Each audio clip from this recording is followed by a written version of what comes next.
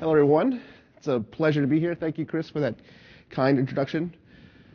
As you know, my name is Will, and I help lead a team at the Department of Health and Human Services to really encourage private sector innovations within health and health IT.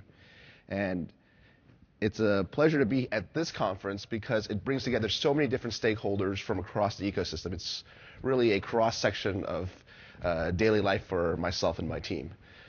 We meet on a regular basis patients, patient advocates, caregivers, care providers, those who are developing new apps, new tools, new technologies to support the transformation of healthcare delivery. And it's been invigorating over the last few years to see so much activity. There is a long, fervent stream of activity that's taking place within this very volatile environment that we're living in within healthcare. And I'm very pleased to see what has developed and hope to be around to see what happens over the next few years as we see a lot of these technologies begin to get adopted and diffuse within the ecosystem. What I'd like to talk to you today is to share some perspectives I see regarding what are the opportunities and challenges with regards to innovation. I think that what you'll hear over the next 30 or so minutes is really perspectives on what has been developing within the ecosystem, some ideas about how we can do this more efficiently, and how we might collaborate better towards a better tomorrow. So let me start with a story, okay, that I think will serve as an interesting case study for, what is really happening, okay? And we're going to take a little trip back in time to the 1500s. Okay? During the 1500s in Europe, it was called the Age of Exploration, Age of Discovery, and really it was a time for nations to begin to see beyond their immediate geographic area. The economic and political success of a nation, particularly within Western Europe, was really bound by how far it could travel from a naval perspective. Okay? How far a ship can go to trade, to explore, to discover new worlds was really bound by how far its ships could travel. And one of the challenges that existed within naval travel was the existence of scurvy. Okay? I'm sure you've all heard of the disease and stuff or another. Basically, it's a deficiency of certain vitamins, specifically ascorbic acid. And when you succumb to a lack of access to vitamin C and other vitamins, your ligamentary tissue begins to deteriorate. First in the gums and the connective tissue, and then you begin to get weak and lethargic. After a number of weeks to months, the ultimate result is death. Okay. Scurvy was such an issue during the 1500s that naval vessels that were traveling anywhere from 6 weeks and beyond would lose anywhere from 20% to half of its men. The explorer Vasco da Gama, Portuguese sailor, traveled along the western shore of Africa exploring, went around the Cape of Good Hope. Out of 160 men that Vasco da Gama had, he lost over 2/3. Okay. So remember what I said before.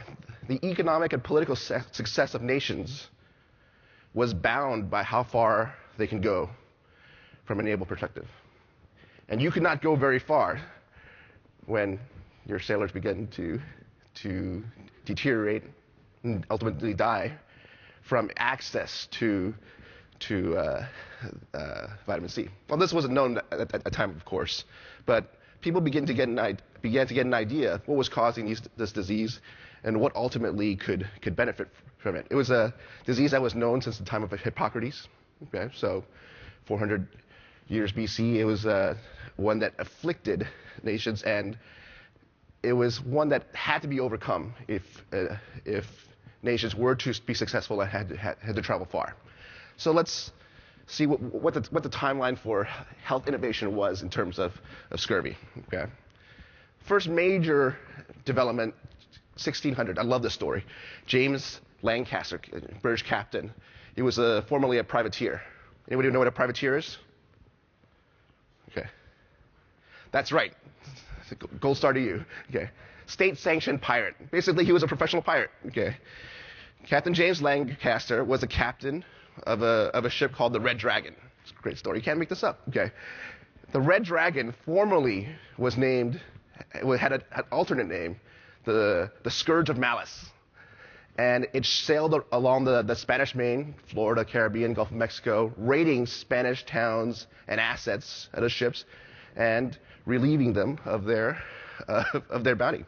So Captain James Lancaster ultimately joined the East India Trading Company and sailed a group of 4 ships in 1601. And he actually did an experiment, okay, because he had access to lemon juice and lemons on his ship. And to those on his ship, he gave 2 tablespoons of lemon juice each day. Okay.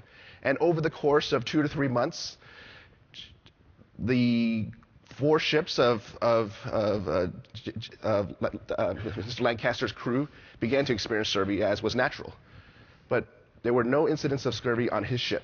It had gotten so bad that he had to redistribute his sailors across all 4 ships in order to complete the voyage. So what we have essentially is a clinical trial of what has taken place. Okay? He gave his men access to lemon juice, no incidents of scurvy. The rest of the men on the other 3 ships, 20 to 30% of incidents, okay, as expected. He wrote this up, submitted it to the documenting bodies of the medical societies at the time, and not a lot was done about it afterwards. Almost 150 years later, that experiment was repeated by a military surgeon Dr. Lind, James Lind, aboard the HMS Salisbury. It's a British military vessel. Okay. Duplicated the experiment where half of the sailors on his ship were given lemon juice, half weren't. Same results. Okay. Those who were given access to lemon juice did not experience scurvy. Those who didn't, unfortunately, did. Didn't want to be in that group. Okay. So what has happened here? From the time of the discovery or the documentation of these results, almost 150 years later, not a lot has happened. The experiment was essentially repeated. In 1800, the British Royal Navy says, this is something worthwhile to note, and we're going to actually incorporate the adoption of citrus onto our ships. Okay, think about that. 200 years have gone by, and they began to adopt citrus on their ships in order to prevent the incidence of scurvy. 65 years later, the British Board of Trade, basically a regulating body for merchant vessels, says, you know what, the military has a pretty good thing here. Okay, let's begin to adopt citrus onto our ships, onto our merchant vessels, to prevent incidents of scurvy. From the time of experiment to the time of diffusion, 264 years elapse. We just had our nation's birthday just a week ago. That's 230 some odd years. So think about it, a discovery before the time of the American Revolution to sometime in the future. That's how long it took for this innovation to permeate through the ecosystem. Okay, it's been called one of the greatest travesties of healthcare innovation. Over 1 million lives die between 1600 and 1800. Okay, and I want to use this case study to frame the discussion as we begin to talk about all these wonderful things that are taking place today. We're going to have panels on ACOs and telemedicine and other forms of patient-consumer engagement. Okay, there's a wonderful time with regards to innovation at in this moment in history. But let's keep this case study in mind. Okay, so what I want to submit to you is that invention is not equal to innovation. Okay.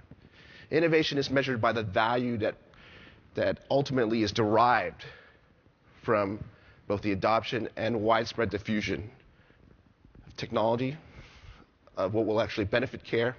And I'll use this as a framework for this discussion. So what about now? Okay, you say, well, that was the 1500s. That was the 1800s. What about now? Take a look at this quote. The need for health IT stems in large part from increasing changes in the rapid pattern of illness.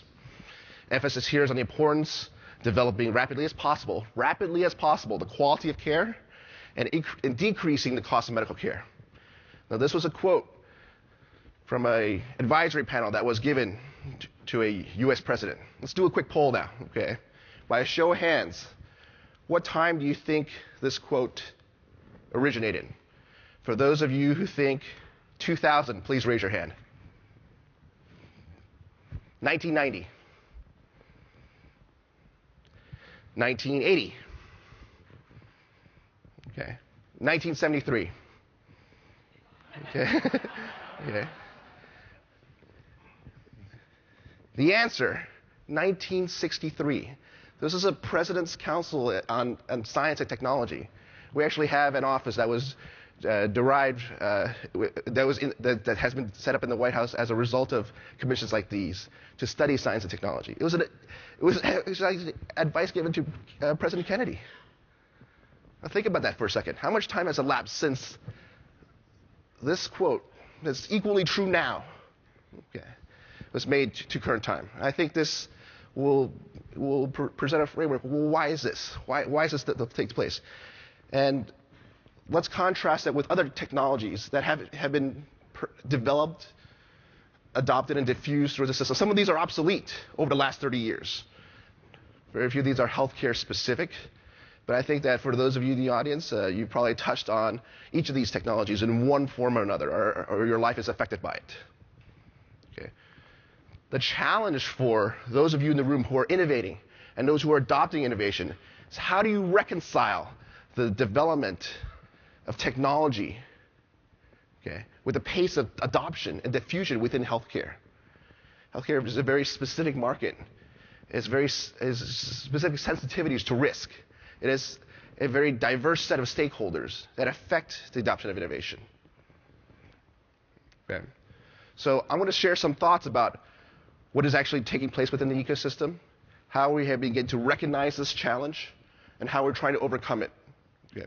I go to a lot of conferences and I see a lot of talks where it's just slide after slide of all these wonderful things that are taking place. And I'm very, encouraged and enthusiastic to see the bright future. But in order to bring that future to bear, we have to overcome this challenge. And the federal government is doing everything it can to bring about a transformed healthcare delivery system by helping to build the innovation infrastructure to support that ecosystem. Okay? And we can do more. And that's what I really call on you all today, to help provide some insight into what you think we should be doing. Okay? So let's revise my earlier statement. Innovation is not just measured by value. It's actually a function of time as well.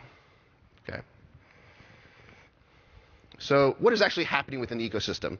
Significant market opportunity. Probably the best time in history to be a healthcare innovator. As we recognize that data is driving a lot of new technologies, so we have a lot of access to significant new data sources, data streams that are coming down the line.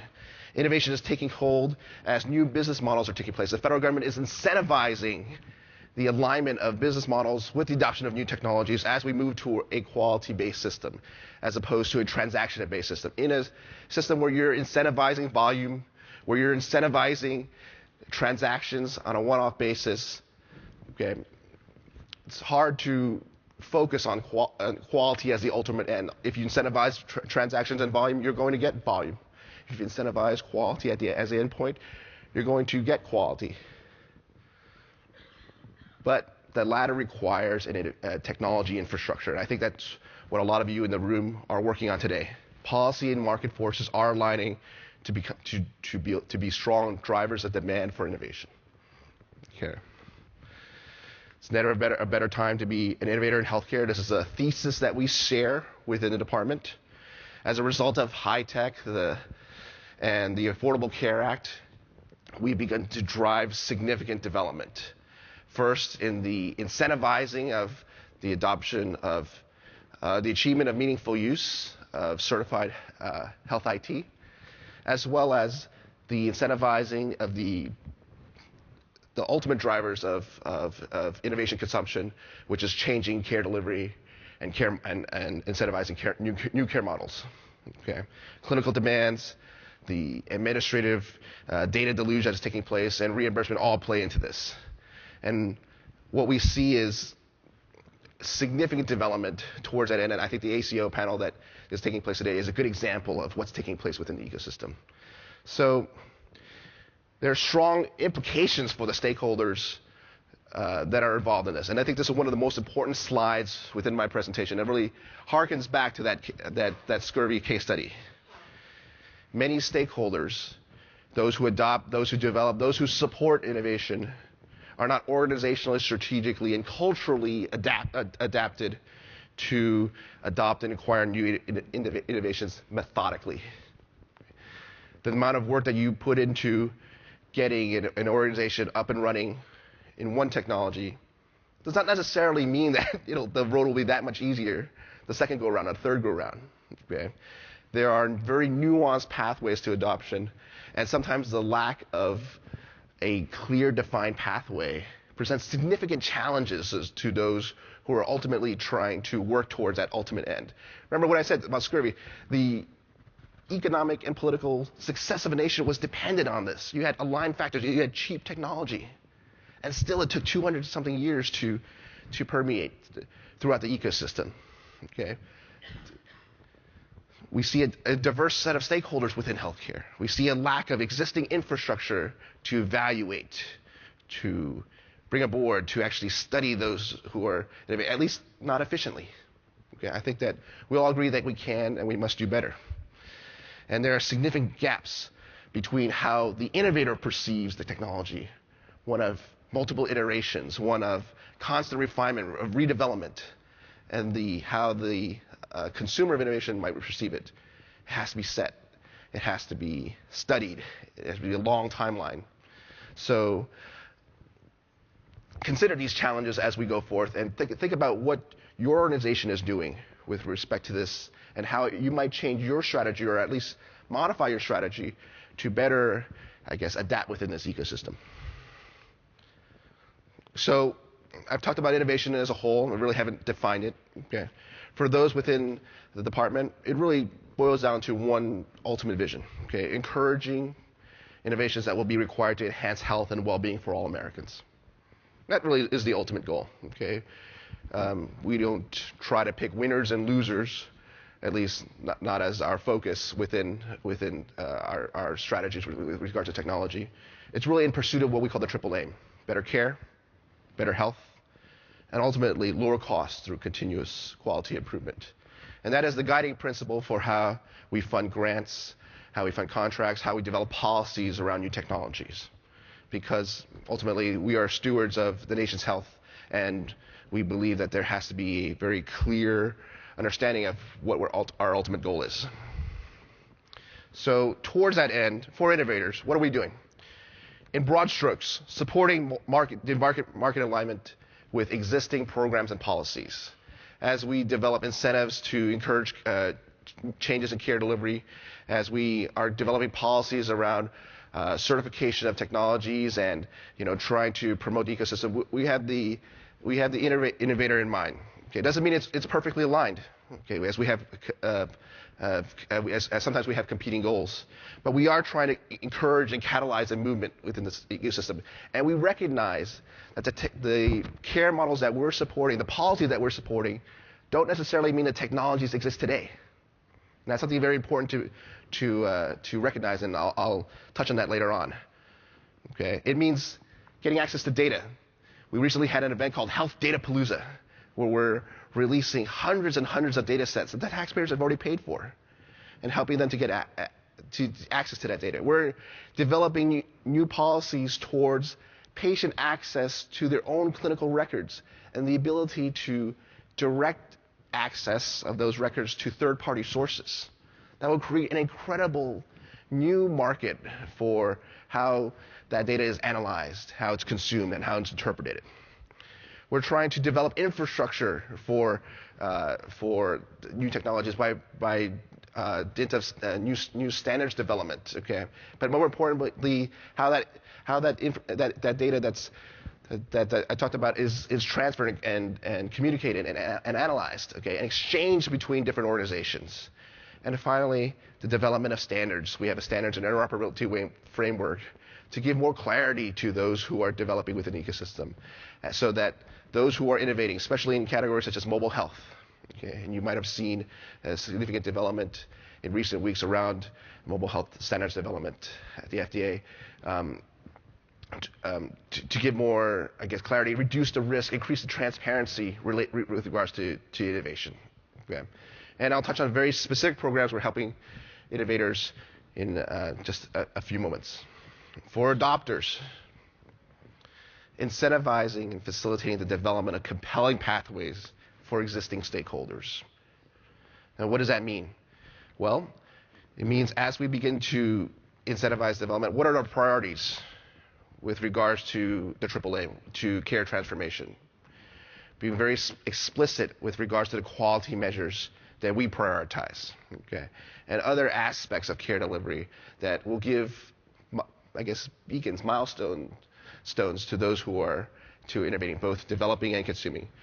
Creating policies that assume a new level of innovative consumption, okay, especially in the new ACO regs, especially in our new innovation center programs at CMS that will require this new infrastructure. And finally, programs that are innovation friendly, that allow for the consumption of technologies in a collaborative ecosystem, helping to develop communities of practice around specific technologies, especially as we begin to incentivize this new vanguard of care providers. The new ACOs programs will have communities of practice around technologies. Okay. And we're encouraging those who are consuming to be more methodical about how they onboard technologies, how they evaluate them, how they diffuse them within their own ecosystem, within their own health systems. So what does this mean? What I have here is a framework for the development of new technologies. On the left-hand side, you see the vision, the development of the strategy, development of prototypes, okay, to concept formation, okay, to a, I guess, early stage prototype that ultimately leads to a proof of concept, one of the most critical stages of healthcare innovation. On the left-hand side, you see the latter stages of adoption, those that time when we refine, when we optimize. It's a very general framework, but I hope it helps you to understand how we're seeing technology development. It's not just a development of a single product and we're done. Okay, then it's ready and ready for off-the-shelf consumption. It means being very targeted in terms of what types of innovators that we're supporting. So at the very early stages, we're trying to help innovators identify the needs and priorities and the pathways for development. It means communicating what data sets are available, how we can align with existing research programs, both at the NIH, the CDC, AHRQ, and a host of other agencies that are already funding these activities. It means trying to connect those who are innovating to those who are researching and evaluating. Okay. I myself have a prizes and challenges program that is incentivizing challenge efforts around specific areas such as care coordination, such as specific disease categories like hepatitis or domestic violence. We're incentivizing the development of these technologies and actually took an act of Congress, okay, to allow every federal agency in the administration to engage in challenge efforts. And if you go to challenge.gov, you can see a whole host of these, I guess, challenge efforts, not only from HHS, but from every, I guess, federal agency that is beginning to incentivize some of these developments. And if you have an idea for a challenge effort, please let the organizers of that program know. Okay, we have a pipeline of about 30 over the next 2 years, and we have been continuing to, I guess, push ourselves to engage in new challenge activities. Okay, we're engaged in public-private partnerships to run collaborative efforts around I guess, improving the innovation ecosystem so that those who are engaged in prototype development can meet with those who are consuming innovations towards the next step, which is promoting testbed opportunities. Wouldn't it be great if you were developing a technology, especially for ACOs or some of these new care models, to be able to test your prototype in a live environment? Well, that's an activity that we're actually engaged in right now, trying to develop models for matchmaking, speed dating, if you will. And there's some organizations across the country that have taken up this charge and begun to set up these events. private sector events that have taken place where you can engage in and actually pitch your idea, your prototype to those who are consuming technologies. For the, I guess, later stage organizations, we have SBR grants to provide, I guess, funding opportunities for technologies. We have grant and research programs to support these efforts. And finally, the CMS innovation programs, which really are helping to shape the new ecosystem. Okay, if you go to cms.gov, you can see some of these programs being announced. We recently awarded about 100 programs through our Innovation Challenge, about $1 billion dedicated towards this effort, and we hope to do more over the next few years. Certainly the ACOs, both the pioneers and the shared saving models will play a significant role in shaping that environment, not only in how they're set up, how they consume initial innovations, but how they share those successes and lessons learned with the broader ecosystem. So very thankful for these efforts, but I think we can do more. Okay?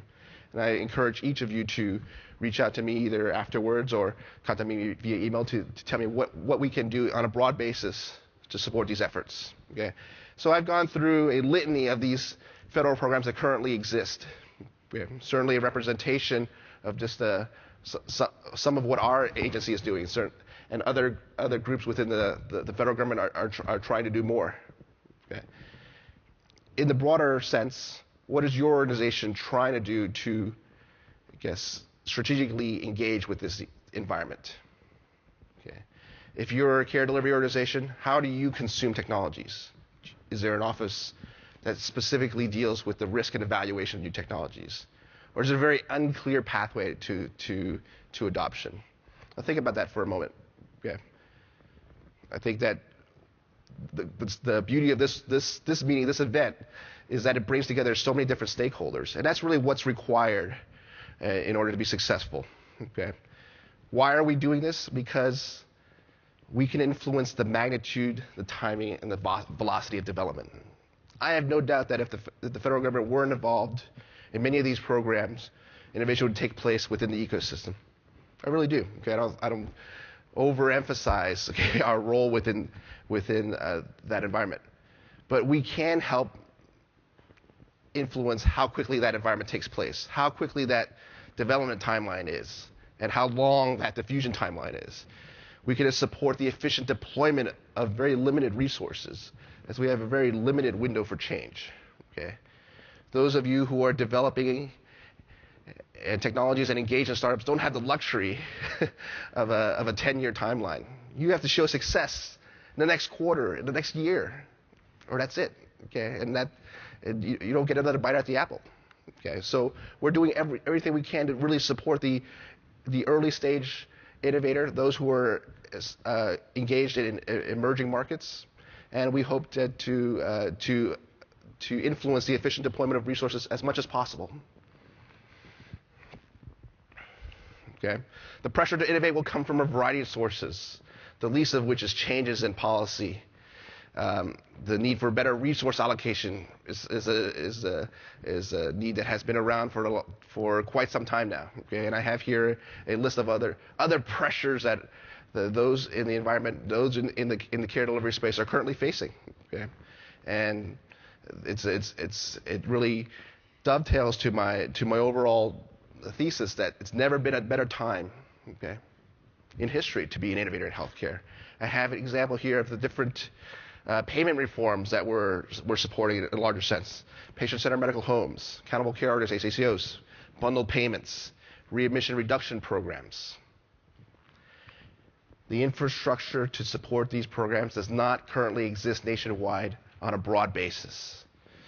Technologies engaged in the timely analysis and interpretation of clinical data, care integration needs, technologies to help the provider engage patients on a broad level, for patients to engage other patients on a broad level. They don't exist. Okay, and I think that we can do better to help support this environment. So